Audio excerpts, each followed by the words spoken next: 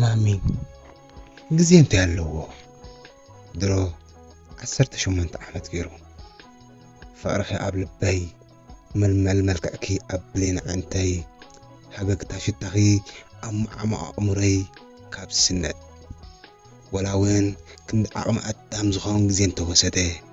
ንዓይ ግን እታ ናይ መወዳእታ ፍጻሜ ምሳኺ ዘማሰኹሉ ዕለት ትማል ኮይና ትስምዓኒ ይኹን እምበር ንውሓት ክዝክር ከለኹ ኣየ ጊዜ ሸባቢ ይብል ኩሉ ኣብ ገግዚኡ ጥዑም እዩ መልክዕ ድማ ኣለዎ ፍቕሪ እውን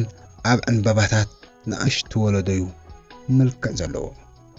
ወዲ ሓምሳታት በፍቕሪ ሓገብገበ ይሕፍር እዩ ንውልዲ ኾተታት ግን መልክዖምን ጽባቐኦም እዩ ብዝኾነ ምሳኺ ፍቕሪ ክንጅምር ከለና ተምሃሮ ሃይስኩል ኮይና ንፍቕሪ ከም ጽሙቕ ፍጥረት ሃነፍነፍ ኣብ ንብለሉ ዝነበርና ጊዜ እዩ ነይሩ ኣነ ብባህረይ ውዒ ኮይነ ኣብ ክላሰይ ኣዝየ ረባሺ ካብኡ ሓሊፈ ድማ ኣብ ጊዜ ዕረፍቲ ካብ ክላስ ናብ ክላስ እንዳነጠርኩ ፒሮ ክምንጠር ዝውዕል ኣብ ቤት ትምህርትና ንዓይ ዘይፈልጥ ኣይነበረን ሌላና ድማ ውፅኢት እዚ ነይሩ ማሚ ንመጀመርያ እዋን ንዓኺ ዝረኣኹሉ ዓለት ብፍጹም ኣይርስዓኒ ምስ ስቄር ዓከይ ክርብሽልና ናብ ክላስኩም እትው ክንብል ኣብ ድሕሪት ንበይኒ ክድንን ኢልኪ ገጽኪ በቲ ኣብ ጣውላ ተንስኒሱ ዝነበረ ፀጉሪ ከተሸፊኑ ክጸንሕክና ሽዑ ድምፅና ምስ ሰምዓ ክቅንዕ ኢልኪ እቲ ብሩህ ገጽኪ ፈገግ ኣቢልኪ ተዓዚብክና ኢኺ ፒሮኺ ምሕንጣጥ ቀጽልኪ ኣነ ሽዑ ዝወረረኒ ስምዒት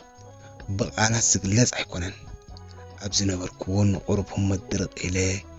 መጥማተይ ቀጸልኩ ፍቕሪ ንገለ ወዝቢ ንገለ ድማ ምልማድ እዩ ዝበሃል ንዓይ እውን ብተመሳሳሊ ፍቕሪ ፈለማ ጸሚድላይ ነበረ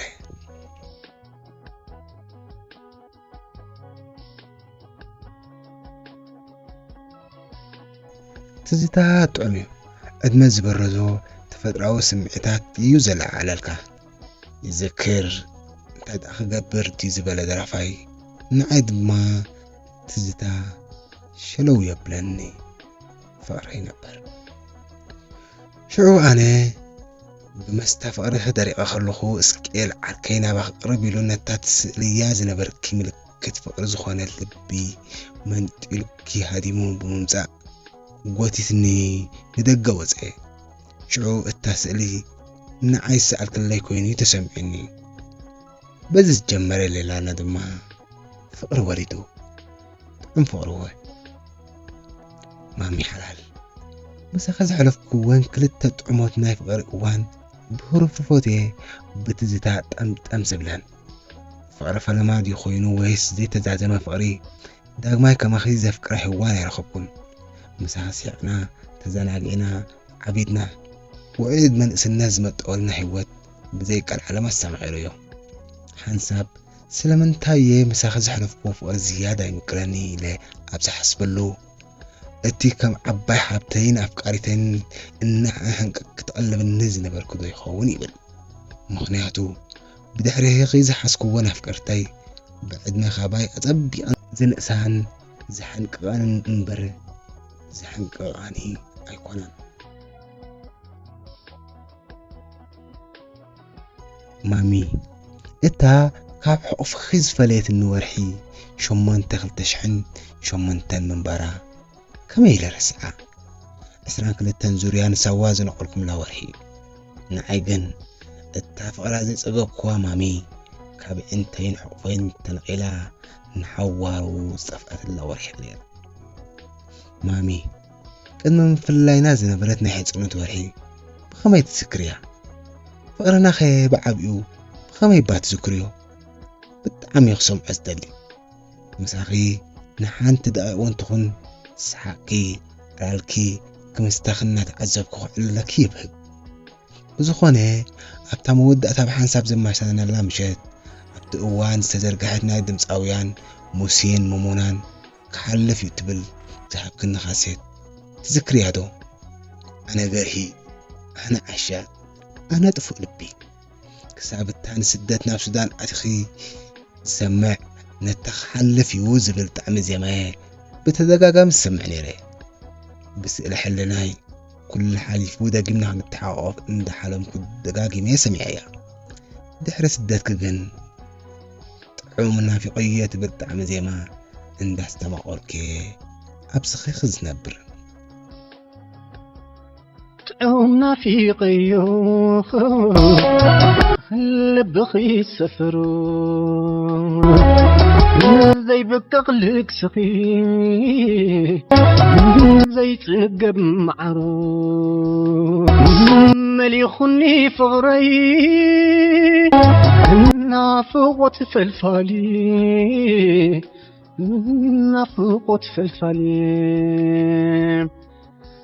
بسيراتك حجي حسب قبله خلخو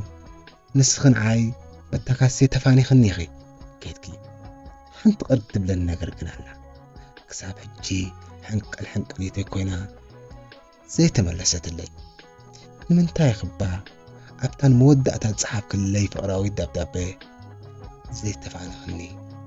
يقرمني بزخونة بدحرخي أب إسران سلستنزور نابتا التواسيدا زي ملست اللي سوا خيدي درت رئيتنا تتعرب زنبرت صحي انتا تملكتكو تقواي وياه نصحي دما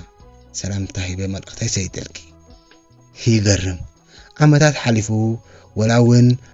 أبزنا محبراو مرخبيتات زمن دمت خخ سمعت عدلكم